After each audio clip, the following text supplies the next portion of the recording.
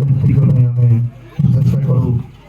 ସେ ପ୍ରଚେଷ୍ଟା ତାଙ୍କର ରୋଗ କ୍ଷୟ କରିବାରେ ସହଯୋଗ ହେଉ। ମହାପ୍ରଭୁ ମଙ୍ଗଳ କରନ୍ତୁ। ବୃନ୍ଦରେ ଭାଇ ପୁଣି ସୁସ୍ଥ ହୁଅନ୍ତୁ। ସମାଜର ମୁଖ୍ୟ ସ୍ରୋତରେ ସାମିଲ ହୁଅନ୍ତୁ। ଏହି ପରିପ୍ରେକ୍ଷୀରେ ଆମେ ଆମ ଟ୍ରଷ୍ଟର ମୁଖପାତ୍ର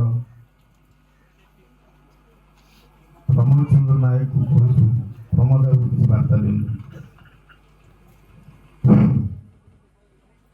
ଖୁସିର କଥା ବାସ୍ତବରେ ଜଣେ ବଞ୍ଚିବାର ରାହା ଯଦି ମିଳିଯାଏ କୌଣସି ନା କୌଣସି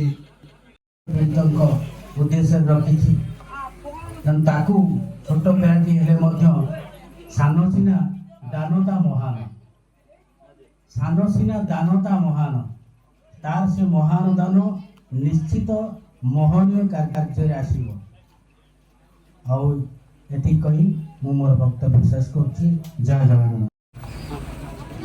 ଏବେ ଘରର ମୁଖ୍ୟ ମା ଆସି ତାଙ୍କର ଯେତିକି ମନର ଗ୍ଲାନି ଥିଲା ସେ ଦୂର କରୁଛନ୍ତି। ମନର ଦ୍ୱାରା କାରଣ ସ୍ତ୍ରୀ ଜୀବନରେ ତାଙ୍କର ପୁଅକୁ ହରାଇଛନ୍ତି। ଭାରି ଦୁଃଖଦ ସମୟ, ଦୁଃଖଦ ସମ୍ବାଦ।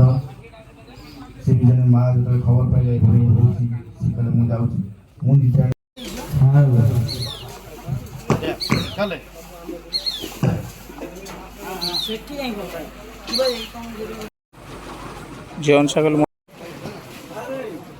କରିବାର ଶକ୍ତି ସାମର୍ଥ୍ୟ ନାହିଁ।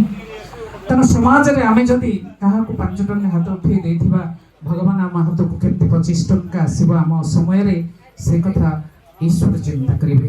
ତେଣୁ ଏ ଭାବ ଜଗତର କଥା ଜଗନ୍ନାଥ ମହାପ୍ରଭୁଙ୍କ ପାଖରେ ମୋର ଏତିକି ପ୍ରାର୍ଥନା କରିବି, ସମସ୍ତ ମଣିଷମାନଙ୍କ ଭିତରେ ମଣିଷ ପ୍ରତି ଅନ୍ତତଃ ଟିକେ ଦୟା, ଟିକେ ସ୍ନେହ, ଟିକେ ସହାନୁଭୂତି ଆଉ ଟିକେ ସହଯୋଗ ରହିବା ଦରକାର।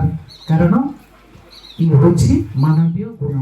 ଏ ଗୁଣ ଗୁଡ଼ାକୁ ଯଦି ଆମେ ହରାଇଦେବା ତାହେଲେ ଆମେ ମାନବ ଶରୀର ଧରି ପଶୁ ସହିତ ସମାନ ହେଇଯିବା। ତେଣୁ ମଣିଷ ଭିତରେ ଥିବା ମଣିଷ ପଣିଆ ପାଇଁ ଆମେ ମଣିଷ ହେଇଛେ। ତେଣୁ ଆଜି ମୁରଲୀ ଭାଇଙ୍କୁ ଯେତେ କିଞ୍ଚିତ ସହଯୋଗ କରି ଭଗବାନଙ୍କ ପାଖରେ ଆମେ ଆମର ଗୋଟେ ବଡ଼ ଦାବି ରଖିବା। ସେ ଭାଇଙ୍କର ଶରୀର ଭଗବାନ ଖୁବ୍ ଶୀଘ୍ର ଆରୋଗ୍ୟ କରିଦିଅନ୍ତୁ। ତାଙ୍କର ଜୀବନ ନିରାମୟ ଜୀବନ ହେଉ, ତାଙ୍କର ଆଗାମୀ ଭବିଷ୍ୟତ ସୁଖମୟ ହେଉ।